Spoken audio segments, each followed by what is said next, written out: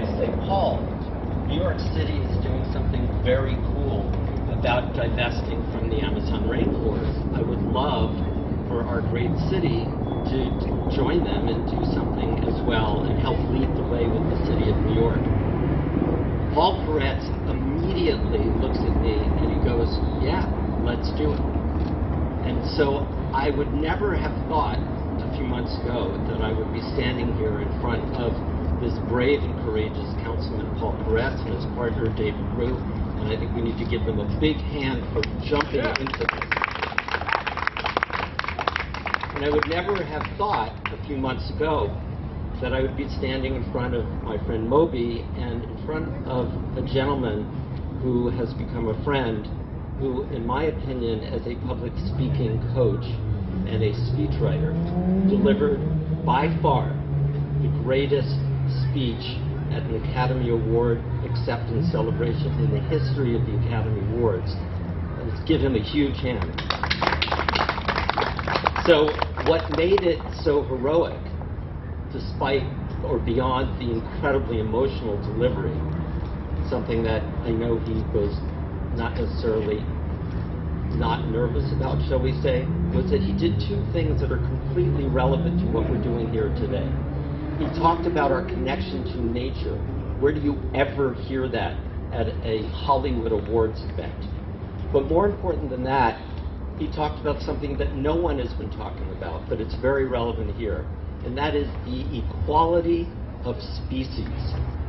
Human beings do not have a chartered right to subjugate other species, and that's why the incredibly hard work that Moby and Joaquin Phoenix are doing to get people to recognize the horrors of dairy and meat are incredibly important efforts.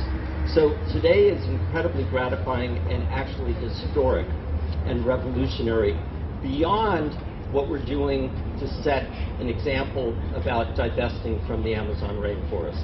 What we're doing here today is incredibly deep, and I hope that the councilmen understand that. And that is that we are launching a new kind of economics from the city of Los Angeles, right here, these steps in front of City Hall. I would call it Economics 2.0. Economics 2.0 says that there are negative externalities that are included in the cost of production and consumption of products. And that in fact, if we do not accord those prices and include them into the actual cost of the products, we are allowing dishonest accounting and something that's a big word right now when we talk about Bernie Sanders and the presidential candidate, and that is socialism. To allow private corporations like McDonald's and Burger King and other manufacturers of meat and dairy to not include the devastating costs of destroying indigenous people and lands, and the cost to climate and the cost to biodiversity, for them to sell a $2.95 cheeseburger, when that cheeseburger should probably cost 10 or 15 or more dollars, that is a very insidious kind of socialism that is far worse than providing health care for people who need it. It is corporate socialism. McDonald's and Burger King are corporate socialists. And what this action by these fine councilmen is doing is actually shining a light on the real insidious, dangerous socialism in our society. Because once we stop buying those things at discount prices where we are subsidizing these corporations, we will allow the law of supply and demand to actually work in a sustainable way. And so I want to close by saying that I think this is also a very inspiring moment for another reason, and a revolutionary moment. And that is, we're seeing a new kind of politics. I would call it politics 2.0, where you actually have people who say, you know what, there's something that needs to be fixed, and I don't care who we have to go up against.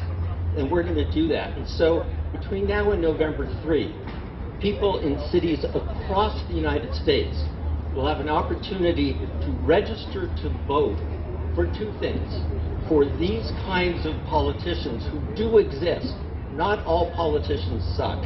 And this is a great example of that, right?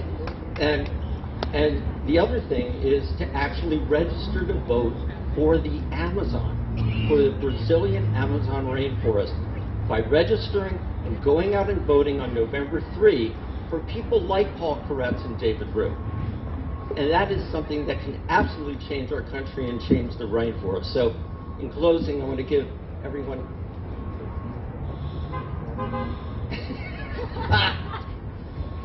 My friend Moby has a very good point. November 3 for us, and November 4 for Trump supporters. That was, you can attribute that to Moby. Let's give him a hand for that. So I want to close by giving a huge hand to my friend Joaquin Phoenix for setting the bar at the Academy Awards to put forth messaging that has never been heard before at that level, not even close, but our relationship to nature and the equality of all species. Let's give Joaquin a big hand for that. You are really precious to us, Joaquin.